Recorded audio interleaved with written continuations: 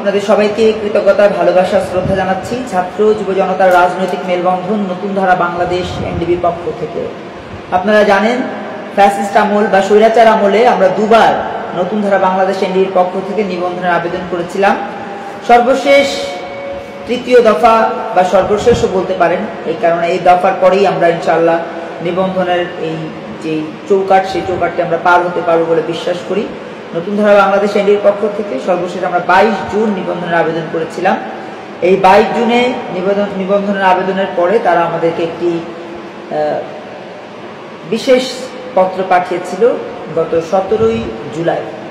তার পরিপ্রেক্ষিতে আজ আমরা নিবন্ধনের এই যে ঘাটতিগুলো রয়েছে, কাগজপত্রের যে ঘাটতি, সেই ঘাটতিগুলো পূরণ করে যে আবেদনটি করেছি, সেখানে রয়েছে তাদের যে ক্রাইটেরিয়া, সেই ক্রাইটেরিয়া অনুযায়ী কেন্দ্রীয় নির্বাহী কমিটির সদস্যদের মোবাইল নম্বর, এনআইডি নম্বর, কেন্দ্রীয় কার্যালয় ভাড়া চুক্তিপত্র, জমাকৃত 42 জেলা 104 উপজেলা কমিটির সদস্যদের মোবাইল নম্বর, এনআইডি নম্বর, কেন্দ্রীয় কার্যালয় ভাড়া রসিদ, কমিশনে দলের নিবন্ধনের বিষয়ে দলের কার্যনির্বাহী কমিটির সিদ্ধান্তের অনুলিপি, প্রবাসী সংগঠন সহ আনুষঙ্গিক বিষয়ের সংশোধিত গঠনতন্ত্র, Bangladesh collaborator special tribunal order 1972 এবং ইন্টারন্যাশনাল ক্রাইমস ট্রাইব্যুনালস অ্যাক্ট 1972 করেছে। এর অধীন কোনো ব্যক্তি নতুন ধারা বাংলাদেশ এনডিবিতে নেই মর্মে প্রত্যয়নপত্র নির্ধারিত করে জমাকৃত ট্রেজারি চালানের কপি আমরা জমা দিয়েছি।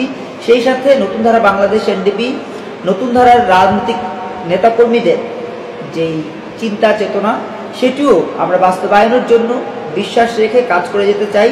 আমরা বিশ্বাস করি নতুন ধারা বাংলাদেশ এনডিবি আগামী দিনগুলোতে শুধু নিবন্ধন নয়, নির্বাচনের মাধ্যমে বাংলাদেশ সহ এই আশেপাশে যে দেশগুলো আছে সেই দেশগুলোতেও আলোচনার ঝড় তুলবে।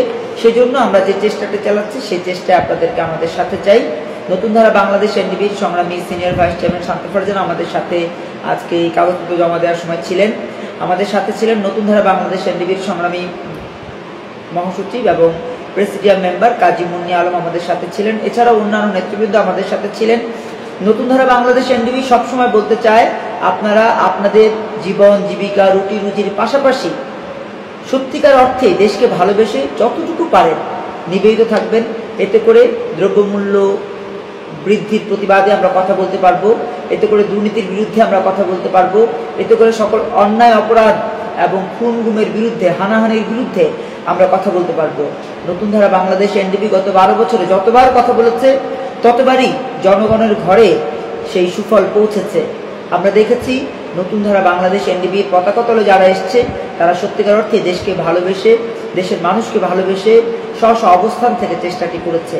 নতুন ধারার রাজনীতিতে সবাইকে সম্পৃক্ত হওয়ার জন্য আহ্বান জানিয়ে আজকের এই বিশেষ সভা থেকে আবারও ভালোবাসা, কৃতজ্ঞতা জানিয়ে শেষ করছি। বিজয় বাংলাদেশ, বিজয় নতুন ধারা, নতুন ধারার অঙ্গীকার, দুর্নীতি থাকবে না। আসসালামু আলাইকুম।